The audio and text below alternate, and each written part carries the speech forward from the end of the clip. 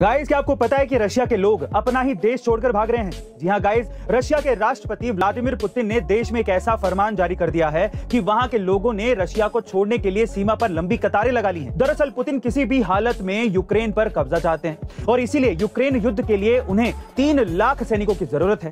हालांकि 10 लाख नागरिक पहले ही मिलिट्री में शामिल हो चुके हैं, लेकिन पुतिन को 3 लाख सैनिकों की और जरूरत है। इसीलिए उन्होंने देश के नागरिकों से कहा कि आप सभी मिलिट्री ज्वाइन कर लीजिए, लेकिन वहां के लोग इसके उलट डर की वजह से देश को छोड़कर भागने लगे और अब रशिया के सैनिक उन्हें जबरन मिलिट्री में शामिल होने के लिए फोर्स कर रहे हैं। गाइस, रशिया की हालत बहुत ही गंभीर होती जा रही है। वहीं अमेरिका यूक्रेन भी पीछे हटने को तैयार नहीं है। वैसे गाइस, आपको क्या लगता है कि यूक्रेन और रशिया के इस युद्ध का परिणाम क्या होगा? क्या हम फिर से एक वर्ल्ड वॉर की तरफ बढ़ रहे हैं? कमेंट सेक्शन में जरूर लिखिएगा। गाइस, देश को आजाद करवाने का सबसे बड़ा प्लान अगर सफल हो जाता तो हम 1947 से 32 साल पहले ही आजाद हो जाते। जी हाँ गाइस, आप ठीक सुन रहे हैं। ये बात है साल 1915 की, जब गांधी जी पहले विश्व युद्ध के लिए अंग्रेजी सेना में भर्तियां कर रहे थे। वहीं देश को एक क्रांतिकारी तबका 1857 जैसा विद्रोह फिर से कराने का प्लान बना रहा था, जिसमें वनीलाला हरदयाल, सोहन सिंह भकना, वीरेंद्र चट्टोपाध्याय और बाबा जतिन जैसे क्रांतिकारी शामिल थे। दरअसल इस प्लान का नाम था जर्मन प्लॉट, जिसमें हमारे क्रांतिकारी जर्मन राजा की मदद से कई हथियारों को जर्मनी से लाने वाले थे।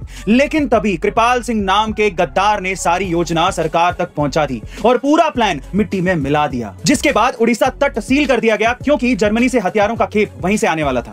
बड़ी संख्या में गिरफ्तारियां हो गई, कई नेताओं को काला पानी की सजा दे दी गई और बाबा जतिन जैसे कई क्रांतिकारी अंग्रेजों के साथ हुई मुठभेड़ में शहीद हो गए। वैसे गाइस, हमारे क्रांतिकारियों ने जो प्लान बनाया था उससे आजादी बिल्कुल तय थी। इसके लिए 56 तोपों की सलामी तो बनती है। जय हिंद, जय भारत। गाइस, ये कहानी है एक ऐसे बच्चे की जो अचानक से मारवाड़ी बोलने लगता है। वो बोलता है कि मेरे घर में तो 100 कमरे थे और जितना बड़ा ये घर है इतना बड़ा तो मेरे यहाँ पर बाथरूम था और मेरा घर उदयपुर में है। दरअसल ये बच्चा कोई और नहीं बल्कि दीप कपाड़िया है, जो कि साल 1979 में अपने पुनर्जन्म में मुंबई में पैदा हुआ है। और जब उसने ये सब बताया तो उसका परिवार उसे उदयपुर लेकर गया और हैरानी की बात यह है कि वो वहां जाते ही एक एक चीज बताने लगा कि ये विक्टोरिया महल है, ये सिटी पैलेस है, ये फतेह मेमोरियल हॉल है। ये सारी चीजें उसको पता थी।